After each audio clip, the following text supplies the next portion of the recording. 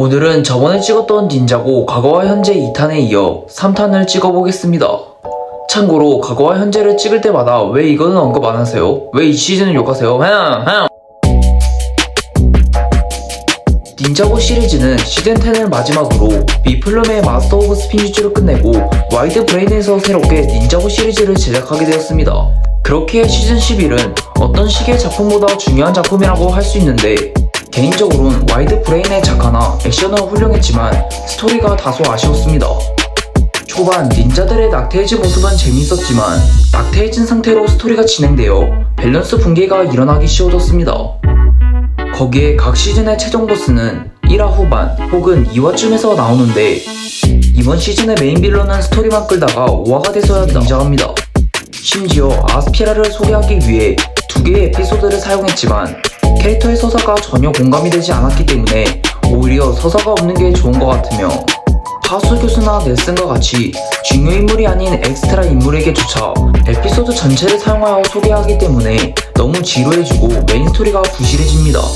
부중차약은 역시 지루함의 끝판왕인 탐험가 길드편. 실제로 닌자고 시즌 11은 30부작이긴 하지만 에피소드의 분량은 10분으로 감소했으며, 파이어 챕터편과 아이스 챕터편까지 약 2개의 시즌의 스토리를 요약한 작품입니다. 그렇게 분량이 줄어든 시점, 부실한 메인 스토리와 매력적이지 않은 조연 캐릭터 때문에 너무 지루한 시즌이었습니다. 그래도 2부에 해당되는 아이스 챕터편은 1부의 문제를 커버한 매력적인 조연인 아키타의 등장, 잔이 메인 빌런이었다는 충격적인 반전과 실질적 최종 보스인 백스에 대한 무리한 설정은 두지 않았기 때문에 파이어 챕터편의 단점을 상당수 해결한 훌륭한 2부였습니다. 솔직히 아이스 챕터편만 별개의 시즌으로 나왔다면 지금보다 훨씬 좋은 평가를 받을 수 있었을 것 같은데 아쉬움이 많이 남는 시즌이네요. 근데 웃긴 건 부제가 브레닌자 대 얼음 황제인데 이들이 싸운 적이 없습니다. 닌자고 시즌 12 게임 속으로 레벨업, 개인적으로 제가 생각하는 역대 최악의 시즌입니다. 우선 반영 전부터 최고의 논란은 닌자의 컨셉을 벗어난 디자인이었습니다. 비슷한 컨셉의 리부티드는 적어도 닌자스러운 느낌이 있었는데, 시즌 12는 닌자와는 전혀 맞지 않는 디지털 세계 속에서의 스토리였습니다. 시즌 시작부터 해당 시즌의 주요 빌런인 기숙자를 쫓아가는 도중 제이가 게임을 하게 됩니다. 물론 제이가 엉뚱한 면을 많이 보여준 캐릭터이긴 하지만 기존 시리즈를 통해 계속하여 성장했기 때문에 나름 성숙한 면이 있는 캐릭터인데 캐릭터성이 붕괴된 느낌입니다. 그래도 캐릭터성의 붕괴는 흔한 일이고, 스토리를 진행하기 위해서는 어떠한 계기를 마련해야 되기 때문에 넘어간다고 해도 디지털 세계인 프라이어 엠파이어 속으로 들어가는 과정에서 잔은 빠지게 됩니다. 그러면서 잔은 메인 스토리가 진행될 때 중간에 나와 노잼들이만을 치다가 결국엔 빌런한테 잡히는 민폐 캐릭터가 되었습니다. 잔팬에게는 미안한 얘기일 수도 있지만 차라리 등장하지 않았다면 메인 스토리가 부실해질 일도 없습니다. 거기에 닌자들은 스핀주츠는 물론 원소의 힘을 사용하지 못하여 역대 시즌 중 가장 약한 상태이기 때문에 닌자들은 제대로 된 활약을 하지 못하고, 이런 닌자들을 잡지 못하는 빌런의 포스도 떨어졌습니다. 그리고 조연 캐릭터들이 너무 많습니다. 레이서 세븐, 스콧, 오키오, 윈턴 라이언, 정말 수많은 조연 캐릭터들이 등장하지만 이들을 소개하기 위해서 한 개의 에피소드를 통째로 사용하기 때문에 안 그래도 에피소드의 분량이 줄어든 시점 메인 스토리가 진행이 되지 않습니다. 그럼 이렇게 소개한 캐릭터는 큰 활약을 하느냐? 그것도 아닙니다. 닌자고 시리즈에는 각 시즌마다 기억에 남는 캐릭터 한 명은 있습니다.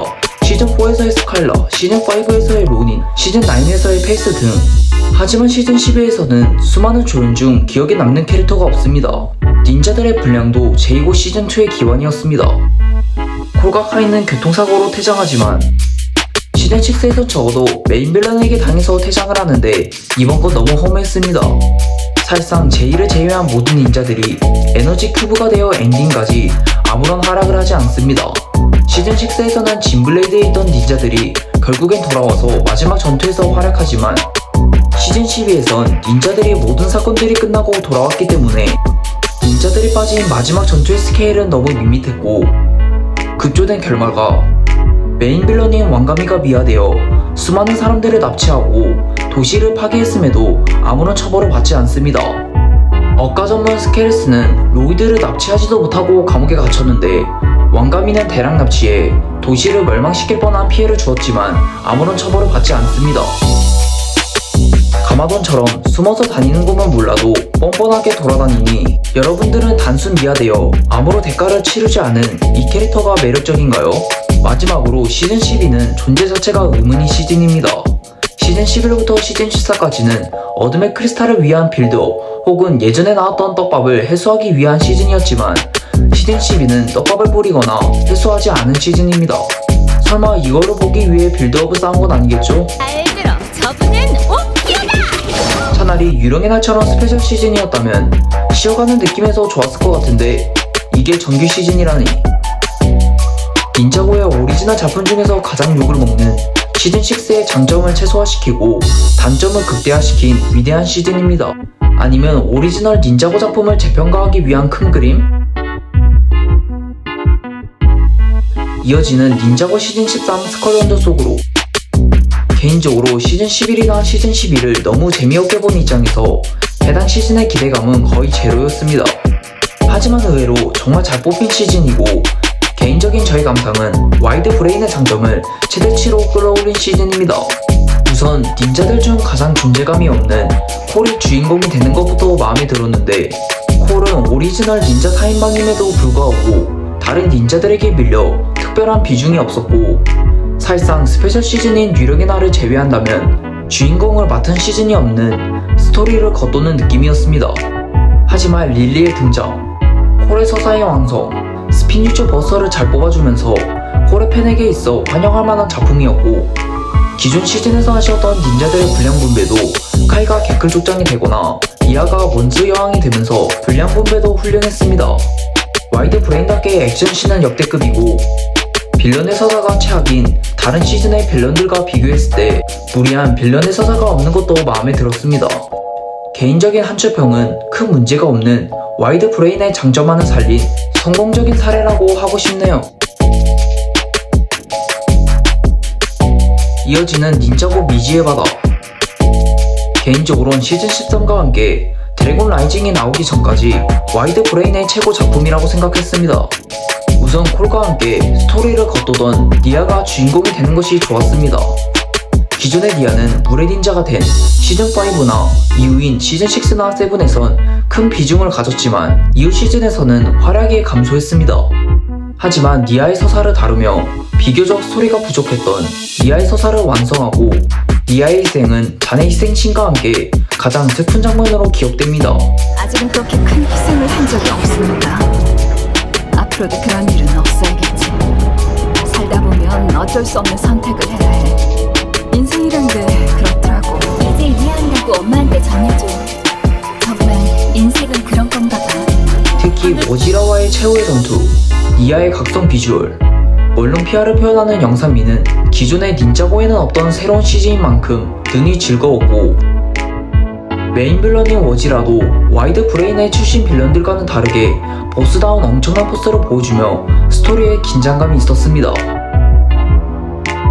최초의 스피니처 마스터나 닌자고의 기원, 시즌8에서 잠깐 언급된 워지라의 떡밥을 해소하여 그거 알아?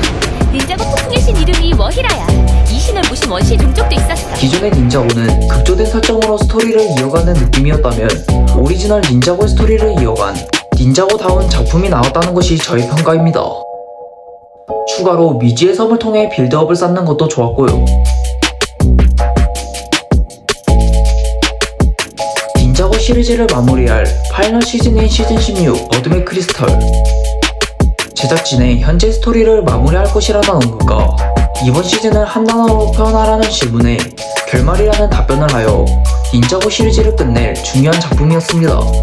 반영 전 아무리 시즌 11과 시즌 12가 아쉬웠다고 해도 시즌 13과 시즌 14는 평균 이상으로 뽑아줘서 기대치가 올라갔고 8년 만에 돌아오는 최종 보스 오버로드, 가마돈, 파이터 등의 반가운 얼굴들의 컴백, 황금 무기와 같은 추억팔이 요소, 3년간 쌓은 빌드업이 있었던 만큼 재미없을래야 없을 수가 없던 시즌이었습니다.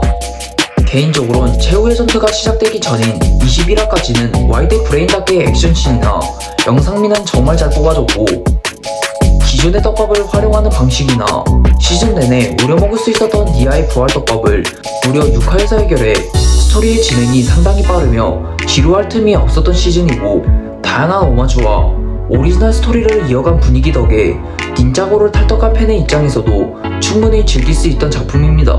개인적으로는 최후의 전투, 아니 30화 전까진 골드 닌자고조차 뛰어넘는 10점 만점의 시점을 줄 수 있는 최고의 시즌이었지만, 최후의 전투가 시작되면서 대규모 전투보단 소규모 전투의 반복이었기 때문에 지루하면서 마지막 화에 대한 빌드업이라고 생각하면 충분히 납득할 수 있었습니다. 최후의 전투에서 나온 수많은 카메오들, 드래곤폼은 과거의 닌자고의 오프닝을 오마주해 마지막까지 기대하게 만들었지만, 뛰어올라! 날려! 한 바퀴 돌고! 그리고 회오리킥! 마지막 화에서 문제가 터집니다.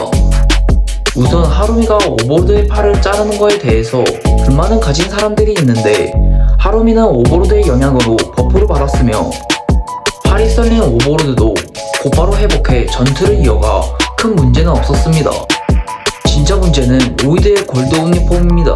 3년간의 빌드업 끝에 나온 골드 옴니폼, 아마 팬들이 원했던 건 시즌2에서 나온 골드 닌자급의 연출이었을 것입니다. 하지만 가마돈이나 사용할 것 같은 에너지빔 4방 정도를 쏘고 자신의 모습을 보고 현타가 와서 퇴장합니다. 이걸 굳이 비슷한 작품인 시즌2에 비유하자면, 오버로드와의 최후의 전투에서 로이드는 끝내 골드 닌자로 각성하지만 갑자기 골드 파워가 감당이 안 될 정도로 강하다면서 변신이 풀립니다. 그러더니 듣도 보지도 못한 골드 메카에 탑승한 로이드가 오버로드를 6등분으로 나누었다. 재미있나요? 뭐긴 뭐야, 곧바로 개떡락 확정이지. 골드 닌자의 각성은 닌자고 전체를 통틀어 손에 꼽히는 명장면인 만큼 골드 닌자급의 이펙트는 아니어도 미지의 바다의 니아나 시즌 13에서 나온 콜급의 스케일은 보여줘야 했다고 생각합니다. 그리고 이런 골드 옴니한테 털리는 오버로드의 포스는 말할 필요가 없겠죠. 오버로드의 포스를 죽이는 대신 골드 옴니의 포스를 살리던지, 골드 옴니 폼을 죽이고 오버로드를 살리던지 둘 중 하나는 했어야 됐는데 너무 아쉬운 것 같습니다. 차라리 엔딩에서 죽는 듯한 묘사가 있었던 가마돈을 진짜로 죽였다면 시리즈를 마무리하는 피날렛에 걸맞는 결말이라도 가능했겠지만, 가마돈은 멀쩡하게 살아있으니 그냥 어그로만 끌다가 끝난 시즌이 되었습니다. 그래도 30화만 아쉬웠다는 거지 나머지는 훌륭했고, 특별한 서사가 없던 오버로드에게 서사를 부여한 것이 마음에 듭니다. 원래 파괴는 갈등에서 비롯됐네. 게스트와 어둠 사이에 영원한 갈등이 있는 거지. 이제 내가 그 갈등을 끝낼 것이다. 이렇게 10년간 이어온 닌자고 시리즈는 끝났습니다. 이제 유 닌자고라는 새로운 부제로 새로운 주인공인 소라와 아린, 와이드파이어가 등장하며 갑본가와 닌자고의 작가이자 프로듀서인 토미 안드레슨이 제작에서 손을 뗍니다. 새로운 제작진들은 드래곤 라이징부턴 전혀 새로워질 것이라고 했으며, 기존의 닌자들의 분량은 조연 수준이 될 것이라는 언급이 있었기에 여러분들이 아는 닌자들의 서사는 끝났습니다. 개인적으로 유 닌자고 시즌1이 끝난 시점 기대 이상의 작품을 뽑아주긴 했지만 어둠의 크리스탈의 꼬라지를 보면 걱정이 되네요.